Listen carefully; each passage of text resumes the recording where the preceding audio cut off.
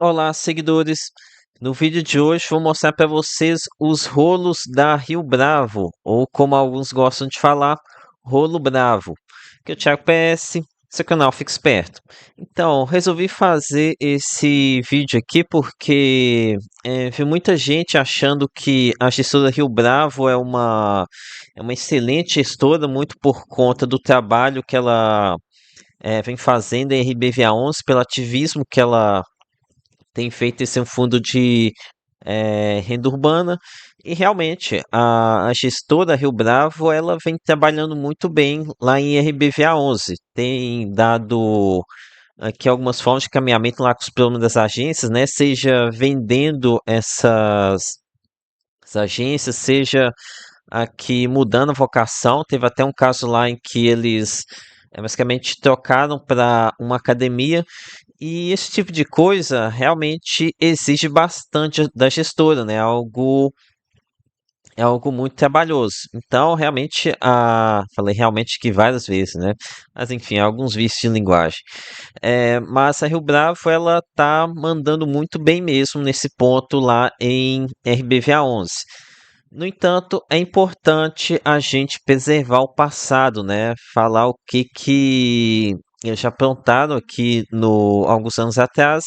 E tem aqui um ponto em específico que eu tenho certeza que muitos de vocês não sabem, porque aconteceu antes do grande crescimento dos imobiliários lá em 2019. Esse fato que eu vou comentar com vocês é lá pelo ano de 2018, tá? E aqui é o seguinte, a Rio Bravo ela não receberia o apelidinho carinhoso de Rolo Bravo à toa. Então, o caso que eu vou contar hoje para vocês é o que aconteceu lá no fundo ABCP11, o Grand Plaza Shopping. Então, esse aqui eu acredito que seja o caso mais gritante da Rio Bravo e que deixa bem claro o que eu quero dizer aqui sobre a gestora, tá? Então, o que aconteceu aqui? Esse aqui é um fundo passivo de um shopping. E aqui ele teve um problema que foi o seguinte, deixa eu até pegar aqui, acho que tem uma matéria que conta o que aconteceu. Não, acabou que eu não peguei esse trecho não. Mas enfim, aconteceu aqui o seguinte. Aqui, esse fundo tinha um dos cotistas, a Simproptec, que é uma empresa que participou da incorporação desse ativo e tinha mais de 25% das cotas. E segundo aqui a questão das leis aqui dos fundos imobiliários, o fundo deixaria de ser classificado como um FII, mas sim como uma pessoa jurídica e que, portanto, deveria pagar muito mais imposto. E esse ponto ele foi apontado pela CVM aqui em ABCP11. E aqui a parte mais gritante, mais negativa, é que quando eu estava acompanhando esse caso, para mim, eu entendi que a Rio Bravo estava peitando a CVM, né? Estava questionando o, a competência dessa entidade aqui para estar apontando esse problema. Aqui eu vou ler para vocês um texto aqui do fato relevante, aonde isso aqui fica bem claro. No entendimento da administradora, ou no caso a Rio Bravo, a competência para se manifestar sobre o enquadramento fiscal do fundo seria da Receita Federal do Brasil, a RFB. E ponto 2. A exigência de refazimento das demonstrações financeiras é descabida por não ter havido, até a presente data, qualquer procedimento administrativo da RFB com essa finalidade. E aqui outro ponto também. A administradora enfatiza que, com devido respeito ao posicionamento da superintendência em relação com investidores institucionais, discorda integralmente do exposto no ofício e apresentará recurso a colegiado da CVM. E aqui é o seguinte: basicamente a CVM estava lá indicando esse problema fiscal no fundo e a gestora falou que ela não tinha competência para estar apontando isso. Então a CVM, tudo bem, tirou lá o seu carrinho da chuva, né? E foi lá e indicou o problema para a Receita Federal. E o que foi que a Receita Federal foi lá e fez e apontou? Olha, é o seguinte, você está desenquadrado com fundo imobiliário, você deveria estar pagando muito mais imposto. Aqui, ó, aqui, ó. Além disso, a Receita cobra tributos como IRPJ, CSLL, PIS e COFINS, referente ao período de 2016 a 2018, totalizando aproximadamente 159 milhões de reais, o que equivale a 15,3% do patrimônio do fundo na época. E vejam que o tamanho do imposto, né, o tamanho do pelo menos 159 milhões de reais. Mas calma que eu vou explicar aqui para vocês por que eu acho isso aqui tão grave. É o seguinte, esse problema foi apontado, acho que foi no ano de 2018, mais ou menos. Daí, em vez da gestora ela correr atrás para resolver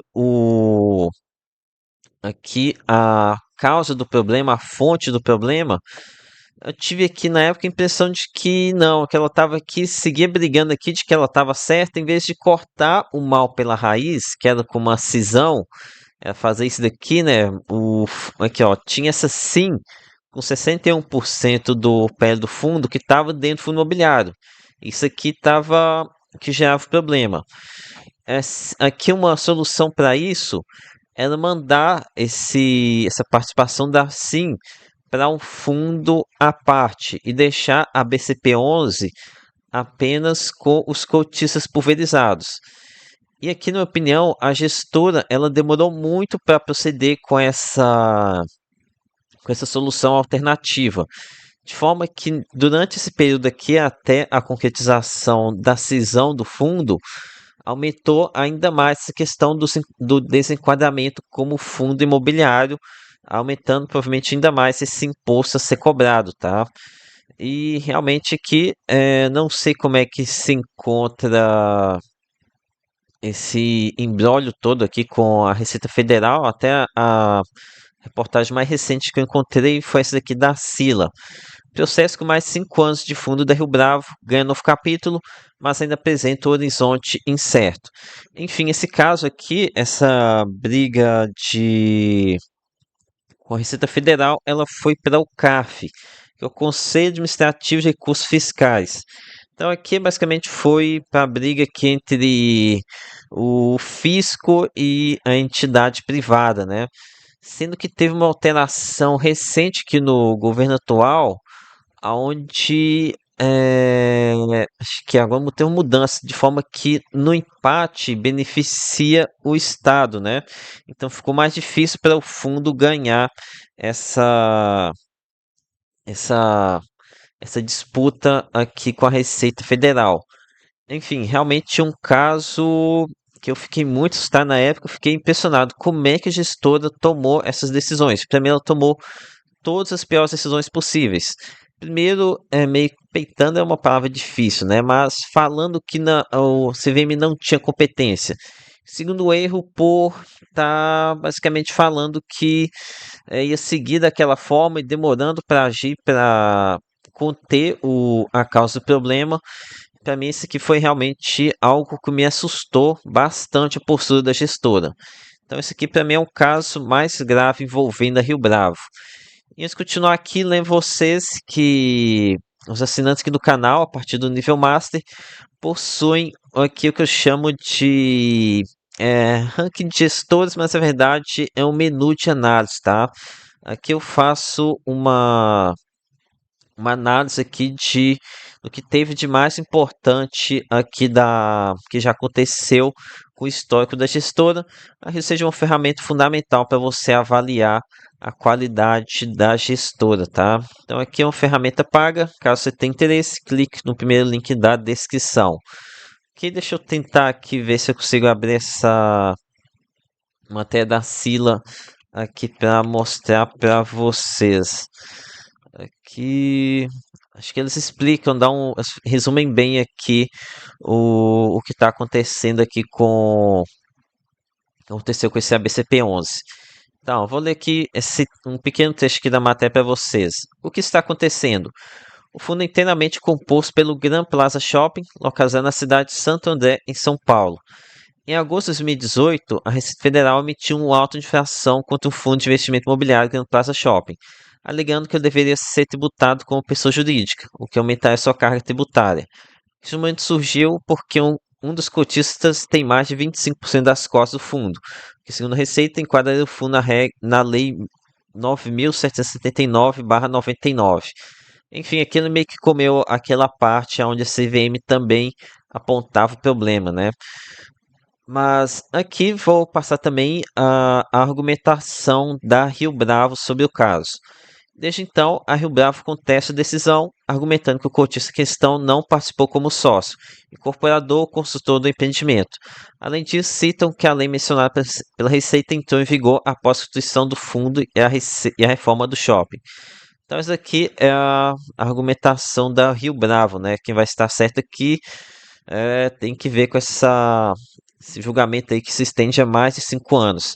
De qualquer forma, para mim, a atuação da gestora foi negativa, tá? Ao invés de tentar cortar o mal pela raiz. Ok, agora vindo aqui para outro caso gritante que a gente pode citar aqui sobre Rio Bravo, foi o que aconteceu lá no fundo TRBL11.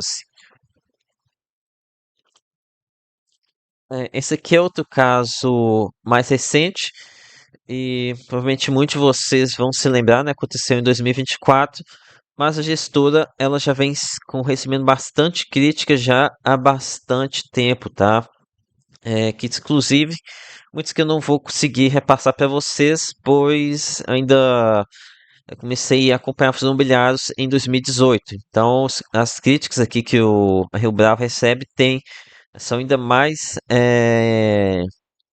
são mais antigas do que isso. Mas enfim, sobre a atuação da Rio Bravo aqui no TRBL11, para mim aqui a gente teve um erro grave de transparência, né? Eles tentaram aqui esconder o máximo possível o problema que estava acontecendo no imóvel dos Correios. Isso aqui para mim acho que foi algo também gritante, tá? Parece um pouco repetitivo essa palavra gritante. Porque basicamente o problema estava lá e eles tentaram esconder, tentaram diminuir o tamanho do problema. Até que eu me recordo que foi uma das primeiras matérias que eu fiz, né? Onde eu mostrei um dos documentos de laudo de avaliação que realmente mostrava que o imóvel ele estava afundando. Infelizmente era um canal muito pequeno na época, estava acabando de começar o canal, acho que não tinha nem 1.000 inscritos ainda. E acabou que os influenciadores que acabaram noticiando o caso, né? Eu acabei pegando furo, mas outros que tiraram proveito, né, da matéria que eu fiz. Mas, enfim, para mim, a Rio Bravo também falhou miseravelmente aqui ao esconder esse problema. Tentou varrer para debaixo do tapete até o máximo possível, não conseguiu, acabou que deu ruim e deu todo esse problema que a gente conhece, né? Felizmente, eles conseguiram aqui dar um prosseguimento, conseguiram locar o imóvel para a Shopee, mas aqui eles estavam contando aqui com o bom momento da semente logística, né? Mas isso não muda nem um pouco o fato da falta de transparência que a Rio Bravo teve nesse caso. Então aqui, para enumerar apenas dois casos, mostrando que realmente para mim a Rio Bravo a gente tem que tomar cuidado. Apesar de eles estarem fazendo um bom trabalho na RBVA 11, não podemos descartar o que eles fizeram no passado. Então é isso, peça seu like, se inscreva no canal. Lembre-se que nada aqui é recomendação de compra ou de venda. Até a próxima!